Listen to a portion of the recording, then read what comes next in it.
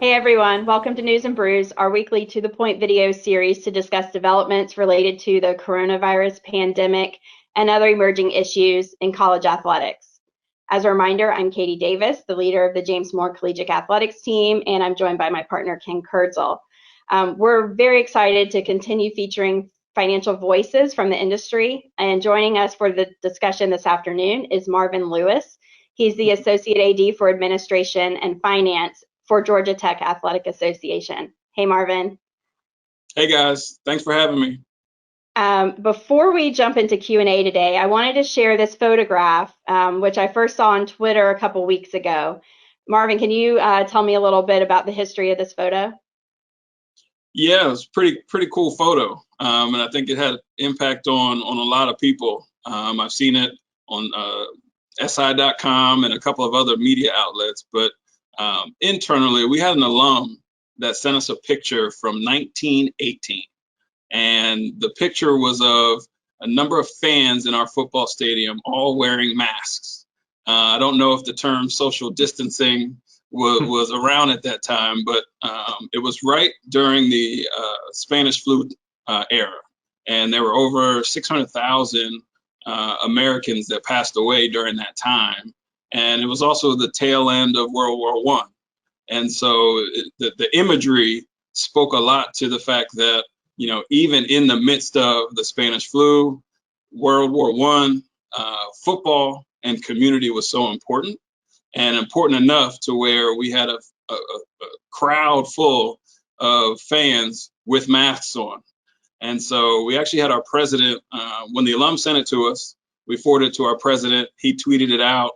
And internally, we talked to our coaches and staff about what that image meant to all of us. And really, it was a symbol of hope that, we've gone through something like this before. Georgia Tech specifically was a leader during that time and helping the morale of the community and the nation. And we kind of took that honor on, or taking that honor on again, and really galvanizing our staffs and coaches that we will get through this, and we'll get through it together. Yeah, no, I think it's an awesome symbol to show that maybe times aren't so unprecedented after all. And, it does give hope that things will hopefully start to become back to normal, whatever that new normal looks like. But thank you for sharing that with us. I think it's really cool. Yeah. But now, oh, go ahead. No, I was just going to say that, people talk about history repeating itself. Obviously, it's not exactly the same, but again, we can learn from that time and again come together as a community. Mm-hmm. Yeah, no, that's really great. For my first real question, so tell us about the current capital campaign that Georgia Tech Athletics is running and how COVID-19 pandemic impacted the campaign. Well, first I'll say, how COVID-19 has impacted the campaign is still to be determined. Mm-hmm. For those that don't know, we started we call it the Athletic Initiative 2020, and it was a 3-year fundraising campaign that started in January of 2018. The goal was to raise $125 million in a 3-year period, which at the time when we put the goals out there, we realized that would require us to have the 3 best fundraising years we've ever had. And we knew that with our new athletic director coming on board, Todd Stansberry, he's an alum, played football here, and myself, I played men's basketball at Georgia Tech. We knew that the Georgia Tech community would support this initiative. Of the $125 million that we're trying to raise, 90 of it is going towards facilities and capital projects. Another 25 million is earmarked for scholarships, and another 10 million was earmarked for current operations. And I was excited earlier this year to be able to announce, or we were excited to announce that we exceeded that $125 million goal. Again, going back to the 2 years prior, we had record-setting years with fundraising, with over $50 million raised in each of those previous 2 years, and we were on pace to exceed those records. And then COVID-19 hits. And I would tell you that we paused in the month of April, trying to be sensitive and empathetic to donors and all the various stakeholders that are out there and what everybody was going through.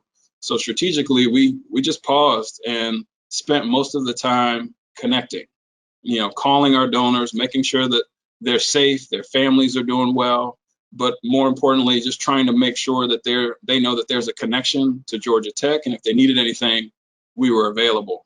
But now going into May, we're transitioning into really evaluating, what should the next steps be related to this capital campaign. June, the month of June, is usually a very active month because it's the end of our fiscal year. Our fiscal year ends June 30. And so we traditionally receive a lot of gifts in the month of June during years past. And so right now, our development office is strategizing on how to approach the month of June. And I think that's when we'll really be able to see whether or not COVID-19 has truly impacted our ability to raise funds. Other piece I would add is that we have a history of philanthropy here at Georgia Tech. We don't have a large alumni base, but those that are supporters and investors in our program, they do it at a large level. And obviously that's been seen over the past couple of years, but we think that even though there might be some donors that are waiting to see what happens in the market or waiting to see when we return to competition, we also know that there's going to be a group that wants to step up and help us during this time, and especially dealing with our student athletes and their education. And so we're still very cautiously optimistic about what the next few months will look like post COVID-19. Yeah, and that's great. And it's nice to hear that you're still engaging with your donors and your fans. And I know they're all wondering the same questions that all fans are wondering about, what's it going to look like this fall? So are there any strategies you're employing specific to what, return to sports looks like for your fan base and your ticket holders? Or are you mostly just checking on them and letting them know more holistically about, here's where we are and we care about you and that type of information? For the most part, it's the latter. It's just trying to connect and communicate as much as we know. And right now, there's not much to communicate in terms of what the future is going to hold. Again, we're optimistic that students will be back on campus this fall. We'll be competing in football and other fall sports as scheduled. So we're hopeful there. But I think the priority for us has been, how do we stay connected with our ticket holders? How do we stay empathetic to what they might be experiencing? And we've done a number of different initiatives. So one, our outbound ticket sales team, they've reached out to a large number of season ticket holders, again, just to check in, make sure everyone's well. But also we've started sending out emails that have quote unquote stay-at-home packs. So for anybody that's on a Zoom call, you can have a Georgia Tech background. For folks that have kids at home, we've sent home coloring books and different documents so that folks can entertain their children. So we've tried to do things like that to, again, be a key part of this community and to let folks know that we're caring about them and we want to stay connected any way we can. I think we're no different than many of our other peers, that we know that the fan relationship is a long-term relationship. And so we're trying to make sure that we're not focusing on the transaction right now, but focusing on the relationship. And hopefully over time, our fans and ticket holders will remember the days of COVID-19 and that Georgia Tech reached out and really tried to support them during this tough time. I love that. I love the terminology you use. We're not focused on the transaction. We're focused on the relationship. And I think that's so important. And that's, a lot of the spirit behind why we're doing this News and Brews and putting other information out there as well, is that we just really care about the well-being of everybody and making sure that everyone's doing the best that they can and is as well informed as they can be to help them grow and thrive as well as best as they can. But back to specific to capital campaigns, can from what you see in working with college athletics and also working with Georgia Tech, what other stakeholders do you think are important to have involved for a more holistic approach to capital campaigns? Yeah, very good question. One of the key factors that we've seen both at Georgia Tech as well as at other schools that go through these capital campaigns is that typically the donors get excited for the project. There's a lot of momentum at the beginning, but then they really want to see the shovels hit the ground, and they want action before you can kind of get over that final hurdle of getting the final phase of the fundraising done. So that really means engaging bondholders too, because so typically even in a capital campaign where you fully fund the facilities, what we have typically seen is some level of debt service that occurs during that time period also. So going out to market for bonds, and that's quite an intense process. So it typically involves getting good bond counsel that helps walk you through it. We as auditors end up spending a lot of time talking to bond counsel about the different projects that are being funded through that bond issuance. Kind of what the life of the various facilities improvements are looking like, so that they line up well with the maturity dates on the principal. Looking at how the fundraising is going to line up with the payback, because obviously typically what you'll see is some bullet maturities, some large balances due in certain years that hopefully line up well with receipts on pledge payments, because in all of these capital campaigns, the largest dollar amounts, you get some pretty large ones that come in initially and straight in cash, but you also have significant pledges receivable. So it's kind of a whole bit of a balancing game between the debt and the pledge payments and the cash that you have, and kind of trying to get the whole project rolling so that you have got the fan base excited for it and willing to help pay for it. That you're going to have the revenues from either increased ticket sales that might come along that those bondholders are going to expect as typically a pledge against the bond, and really that you're going to get the comfort of the debt markets, so that when you're issuing this, that you get good ratings, which lead to lower interest rates, which lead to more sustainable debt service payments. So it's definitely a balancing act between bondholders, between donors, and between fans, and then the association itself. And that's not even to mention the coaches, who are probably the most anxious to actually see the project get going. Right. So Marvin, what kind of strategies are you employing at Georgia Tech with your debt holders to manage the debt service requirements, specifically during this time? Yeah, I think it's Ken hit the nail on the head in terms of it's a balancing act, and there's so many various stakeholders we got to connect with. And so my approach thus far has been to communicate and be as transparent as possible, and try to be proactive with that communication.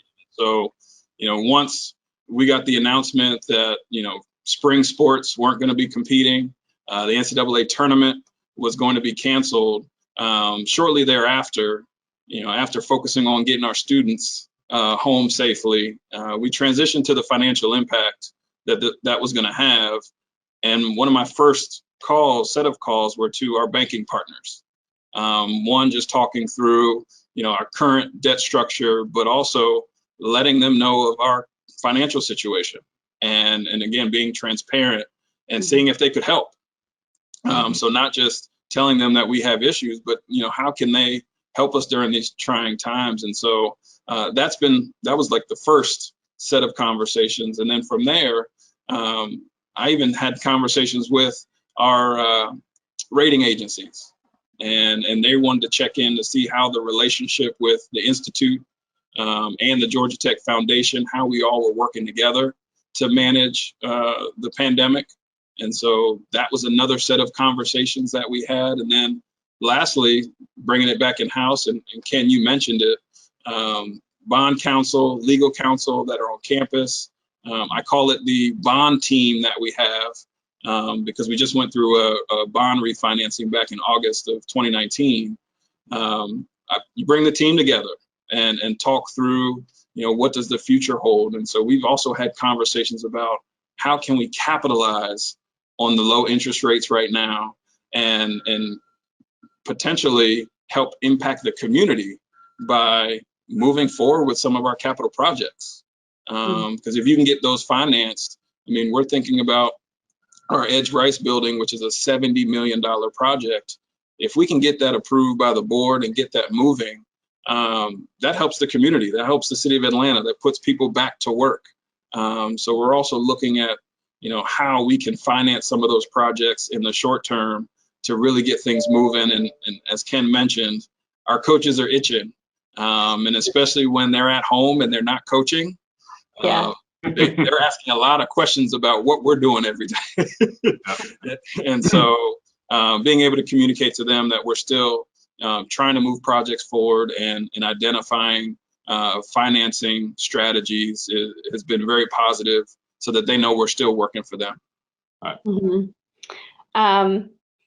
And with Georgia Tech Athletics, you're in a unique position in that you are a separate athletic association, and you're not the only one in the country. There are several, but a majority of athletics programs are departments within their institution. And Ken, from your experience working with various programs that are both within athletic associations and also separate departments, what differences do you see in strategy setting as it relates to raising funds through capital campaigns and debt financing? Yeah, it's a very good question. Yeah, the setup of being an association versus a department is very different. And I'll call it unusual in the sense that, like you mentioned, Katie, there are other associations throughout the country, many of which we've gotten the chance to work with. But it is still the minority setup. The majority are set up as departments. One thing that you have to be prepared for as an association is that really, by definition, your finances are even more transparent than they would be if you were a department. We know, of course, we've talked about the fact that the NCAA has a financial reporting system that looks at revenues and expenses of every school and has certain categorization of that. So all schools report on that, but what's missing from that for the majority of schools is information on their balance sheet, on their assets, liabilities, net position or net assets, depending on what type of entity it is. So as an association, as Georgia Tech is, all of that is out there for the world to see. So from a standpoint of fundraising and a standpoint of debt issuances, you're really going, instead of just kind of looking at the university financial statements, with looking at the revenue pieces for athletics as a department would when they try to raise debt. An association has a whole much more transparent set of financial statements that they're putting out there. So, and it's also just really an extra layer, because even with that, you have to go through the process of getting your own board, those that have governance over the association, to approve any debt issuance. Then that doesn't stop then. It typically then goes into the university, or in Georgia Tech's case, the institute system. There's approvals at that layer, and then there's probably approvals for most states at the state university system layer also. So it's definitely a multi-layer process, and it's one that when you're an association, it probably has one extra layer and a little bit more transparency. And then one, not something I've heard or had happen at Georgia Tech that I've heard this, although Todd Stansbury may have faced it, but heard from another athletic director at an association the challenge that he faced when raising funds and having financial statements out there that showed a fairly healthy balance sheet, pretty good reserves, strong financial statements. It can raise into question, okay, do you really need these funds? Do you need my $10 million? So, that can come into play too. Again, that transparency of the financial information in an association just kind of adds an extra layer where more communication is necessary to address the fact that there's more information out there. Yeah, I mean, you need the narrative to go around the numbers to explain the purpose and the difference and why additional funding is needed. As we say, tell the story. Yeah, but at the same time, you have more transparency maybe for your bondholders, so that they don't have as many questions, and it's a lot more clear for them to make a decision too, hopefully. Right. No, that's all a really good point. And, as we talk about comparing athletic programs and different types, we know there's a huge disparity in budgets in collegiate athletics as a whole. And typically what's focused on is there's Power 5 and there's everybody else. However, we know that even within the perspective of Power 5 schools, that there are huge differences in budgets that schools operate under. And Marvin, what are some things that and ways that you are looking to level the playing field at Georgia Tech when you're competing with other schools within the ACC or the Southeast region of the U.S. or the state of Georgia even that have larger budgets? Well, you just named kind of our neighborhood, so to speak, and we like to say that we live in the toughest neighborhood in the country. Because when you look at, 200-mile radius, you have University of Georgia, you have Clemson, you have Alabama, but not just those institutions, but you also have the city of Atlanta, and we're competing for the entertainment dollar with the Braves, the Falcons, the Hawks, Atlanta United. So it's definitely challenging. But what I would tell you is to close the gap or at least to find our own footing. We focus on our assets and what we feel as though we have strengths in. And so first and foremost, being an athletic association, and Ken, you referenced it, that some of that transparency can be a plus or a minus. But from a business perspective, being an athletic association allows us to be very nimble and creative with how we do business within the athletic or intercollegiate athletic space. So I think that's one positive, that having an athletic association and being able to be efficient with our resources, but also creative is a positive.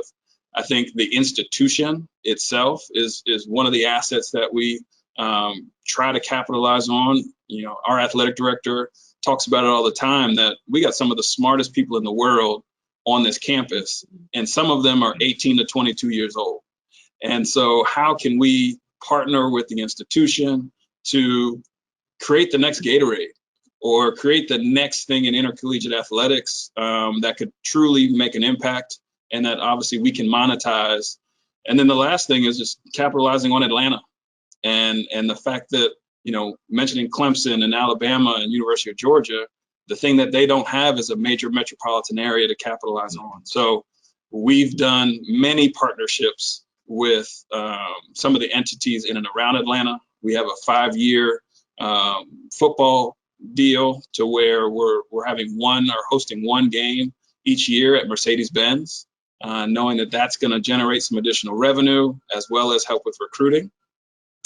We've had concerts in Bobby Dodd Stadium. So back in 2015, we hosted the Rolling Stones. Prior to the pandemic, we were scheduled to have BTS, and I don't know if you know who that is, but they're a Korean pop group. They were supposed to host a concert here, as well as Guns N' Roses. We had them scheduled for August. And so, those are the types of things that we try to capitalize on to, quote unquote, close the gap between some of our competition. We know that we will never be Clemson or never be Alabama when it comes to having a 90 to 100,000 seat stadium. But what we can do is have strategic partnerships in the city and be innovative and try to capitalize on the institution as well. Mm-hmm. Yeah, that's great. I like that, each school I feel like is unique, and even though they're kind of all put in the same bucket, they all have their own unique challenges and also unique strengths. And so it's identifying where there's opportunities to overcome challenges by using your strengths, and that's how you make a real robust strategy that you can execute and move forward with. Exactly. So that's great. So Ken, from your perspective as the audit partner for Georgia Tech Athletics, what do you think is unique to Georgia Tech and that sets them apart from other programs that you've worked with?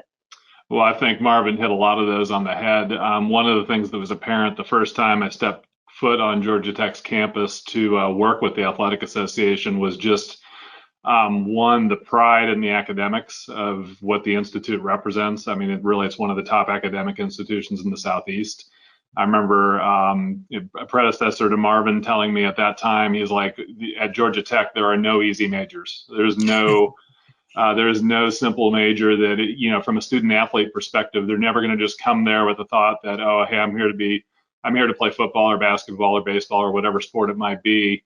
and be wholly focused on that, and the academics really don't matter. That's not the type of student athlete that Georgia Tech has, because that's not the type of university that the Institute is. Again, that pride in the fact that, hey, we only have challenging majors. Really. Ken, to that point, I mean, and just so folks know, 80% of our student athletes are in business or engineering. Yeah. And there's not many places that can speak to that. That's excellent. No, and Marvin's a testament to that himself as an ex-student athlete, famous for being on a Final Four team on the basketball team as a guard. And his major was accounting, which is another fun thing. It's we get to work with a CFO who actually really knows his stuff in the financial accounting area. So that's a unique perspective.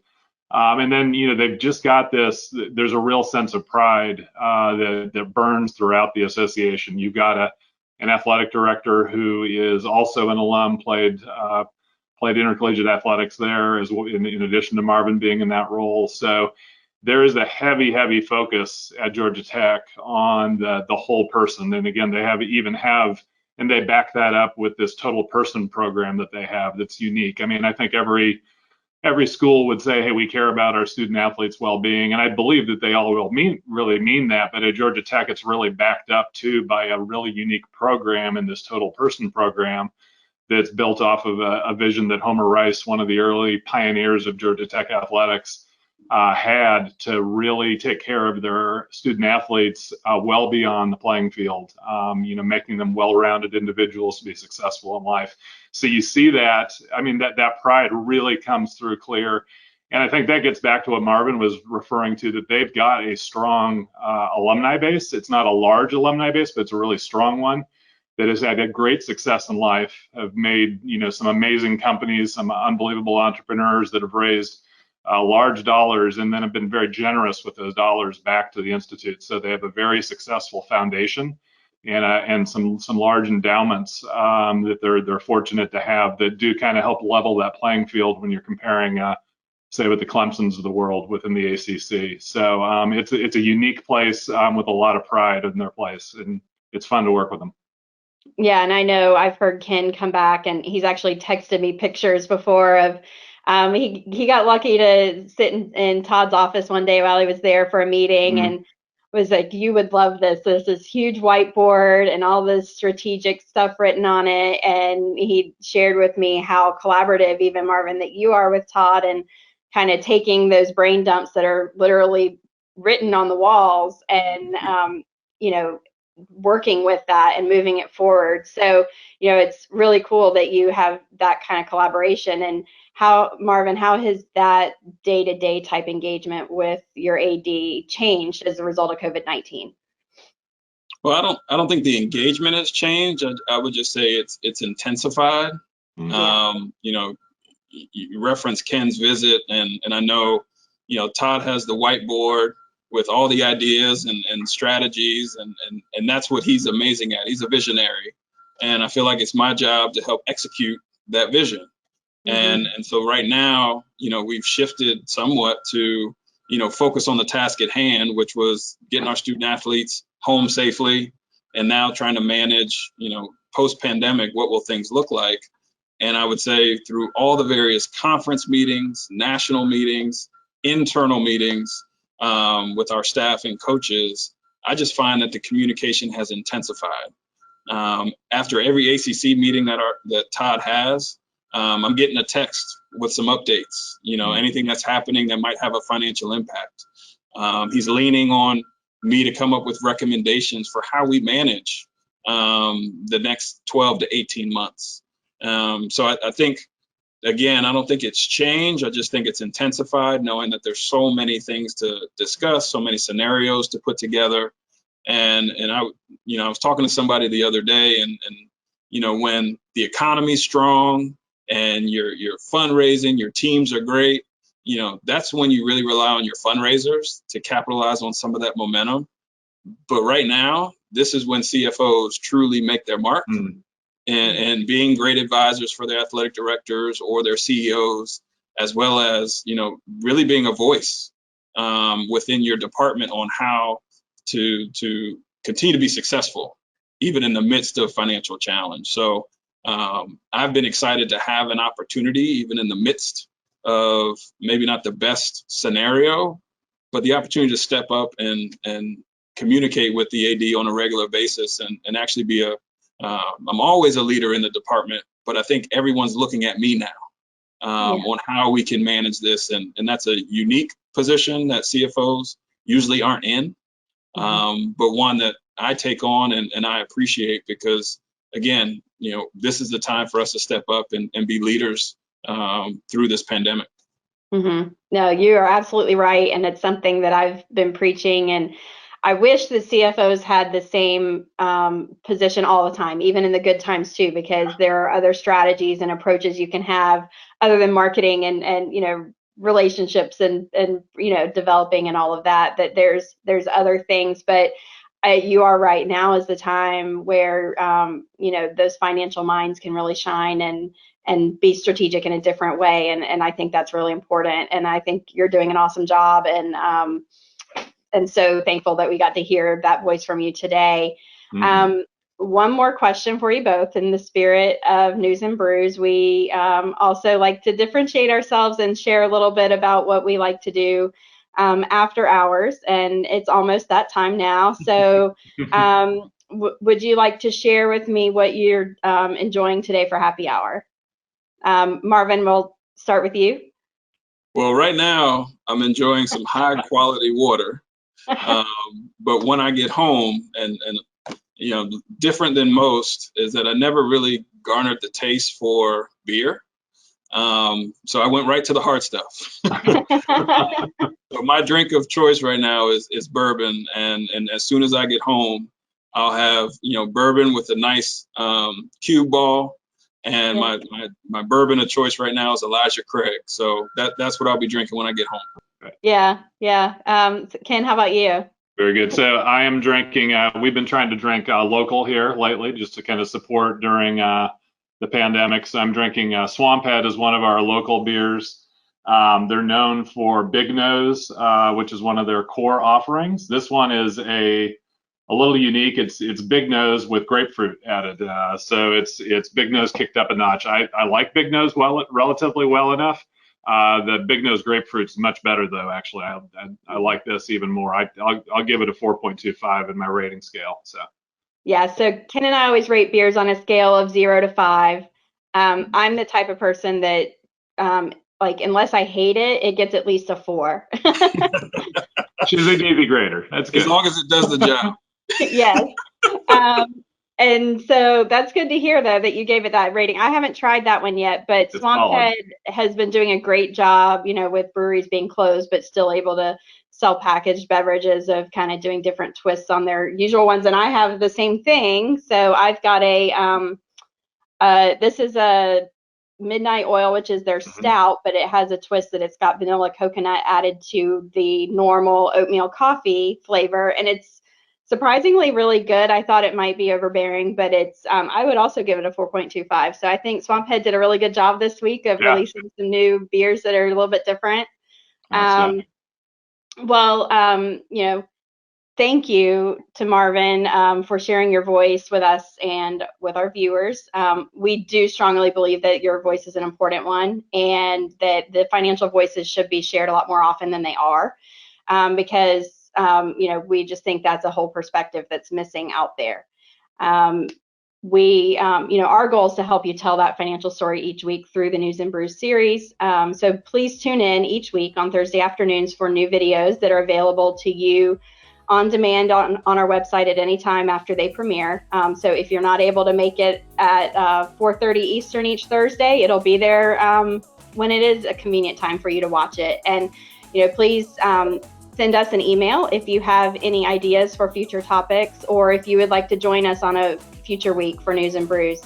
And in the meantime, as we hear breaking news, because it's breaking every day, you can follow us on Twitter and see how things are rapidly evolving until you can catch us again next week. Thanks again for tuning in, and go Jackets. And go Jackets. cheers. Thank you, guys. Yeah.